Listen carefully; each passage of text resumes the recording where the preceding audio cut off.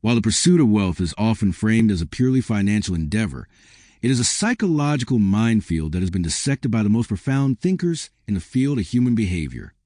To understand why being rich doesn't make you happy, we must look at the structural decay of the human psyche when stripped of its natural struggle. You are not fighting a lack of money. You are fighting your own evolutionary programming. Your brain is an ancient machine designed for scarcity, and when you immerse it in hyperabundance, the hardware begins to malfunction. You are a hunter-gatherer living in a digital palace, and the lack of a line to outrun is causing your nervous system to cannibalize itself in the form of anxiety and existential dread. The philosopher and psychologist Denis Diderot first identified the phenomenon, now known as the Diderot effect. He observed that obtaining a new, luxurious possession often creates a spiral of consumption that leads to further acquisitions. You don't just buy a new car, you buy the lifestyle that the car demands. This creates a state of psychological enslavement to your own belongings. You become a curator of an aesthetic rather than a creator of a life. The more you own, the more you are owned by the need to maintain the coherence of your luxury. This is a tyranny of the set. Every new object introduces a new standard of matching that forces you to upgrade your entire existence just to maintain a sense of visual balance. You are no longer purchasing items for utility.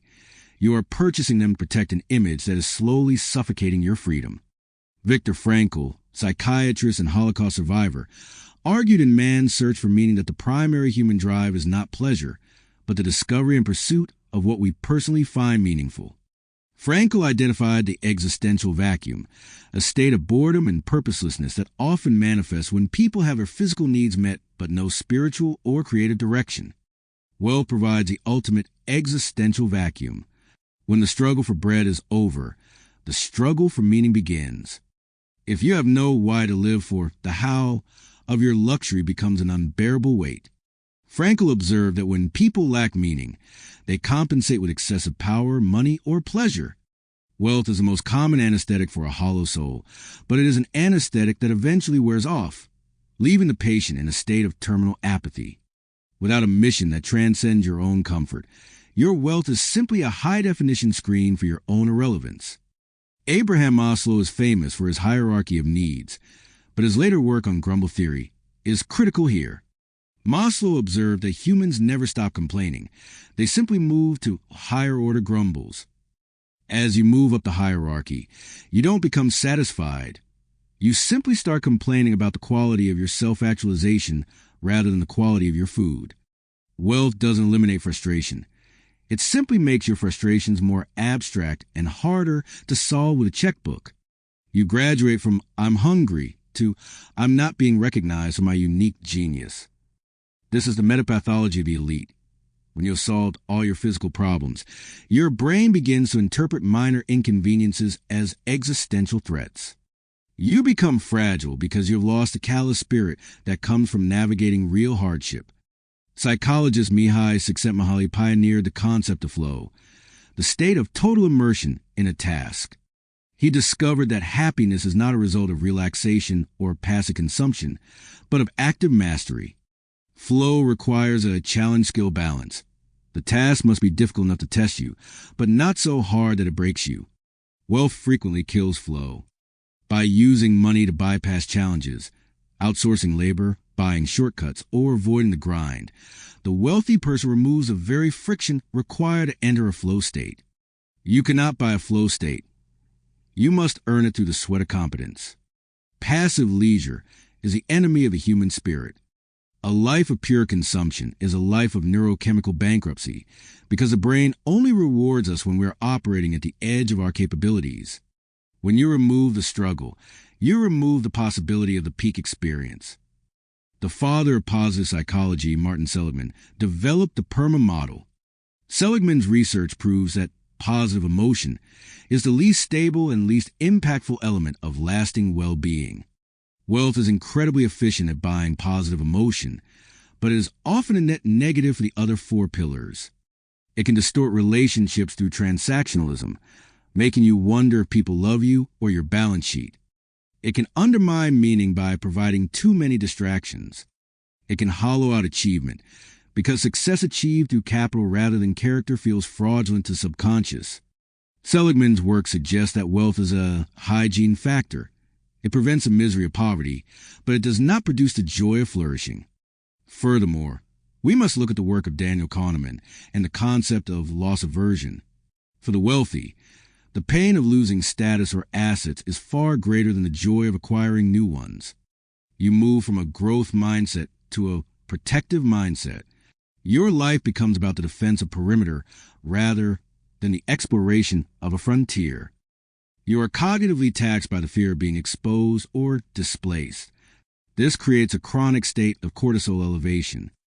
You are effectively a billionaire who is psychologically broke because you are constantly calculating how much you could lose. The sovereign individual realizes that true wealth is the absence of the fear of loss, a state that is almost impossible to maintain when your identity is fused with your equity. We must also consider Philip Brickman's research on lottery winners, which solidified the theory of the hedonic treadmill. Brickman found that after the initial shock of a massive windfall, winners were no happier than the average person, and often less happy because they lost the ability to enjoy the small, mundane pleasures of life. Their pleasure threshold was blown out. This is sensory desensitization. When you can have anything, nothing feels special. You have destroyed the rarity value of your own experiences. To feel alive, you are forced into increasingly extreme or expensive behaviors, seeking a hit that the brain simply refuses to provide. You become a dopamine addict who can no longer afford the drug. Social psychologist Leon Festinger's social comparison theory adds another layer of misery. The wealthy don't compare themselves to the average person. They compare themselves to the other wealthy people in their new circle. You stop being the big fish in a small pond and become a small fish in an ocean of private jets and sovereign wealth funds. This is the relative deprivation trap. Even with millions, you feel poor because your neighbor has billions. This creates a perpetual state of status anxiety that no amount of money can cure, because there's always someone with a bigger boat, a newer island, or a more exclusive connection. You have traded the scarcity of resources for the scarcity of status, and the latter is a game that never ends. To reclaim your humanity from your bank account, you must adopt a psychological counterstrategy. You must practice voluntary poverty to remind your nervous system that you can survive without the luxury. You must cultivate skin in the game by engaging in activities where your money cannot help you, physical combat, art, or deep study. You must seek radical transparency with people who knew you before the money, allowing them to provide the forensic audit of your character that your paid advisors will never give. You must realize that money is a high-octane fuel. If you don't have a massive, purposeful engine, it will simply cause the vehicle to explode. Ultimately, being rich is a biological trap designed for a creature that no longer exists, one whose only goal is survival and the avoidance of pain. In a world where pain can be bought off, the soul begins to rot from a lack of resistance. True power is not the ability to buy your way out of trouble. It is the ability to walk through trouble with your head held high, regardless of what is in your pocket. The red carpet is a rug, the idols are actors, and the money is just paper. The only deity worth cultivating is the one that resides in your own potential. If you use your wealth to grow that potential, it is a tool. If you use it to hide from that potential, it is a coffin. Choose to be the architect of your own meaning, not the tenant of your own luxury.